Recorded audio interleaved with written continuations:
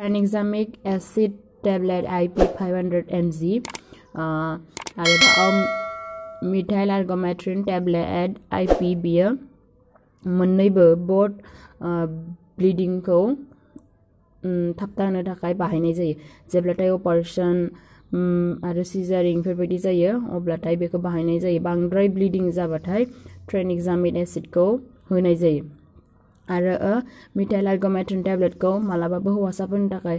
prescribe खालामनाङा बेखौ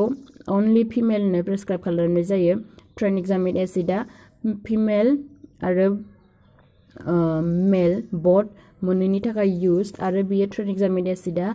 बांसिन पावरफुल जेब्ला हिनजावसाफोरना बांद्राय ब्लिडिंग जायो अब्लाथाय बेखौ होनाय जायो आरो बांसिनानो मिथाइल आर्गोमेट्रिन खौ बाहायनाय जायो हिनजावसाफोरनि केसआव आरो एक्सिडेन्ट बा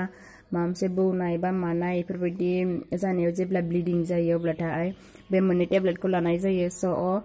बेयो एसेबाबो हेल्पफुल जागोन होननानै आं आसा खालामो आरो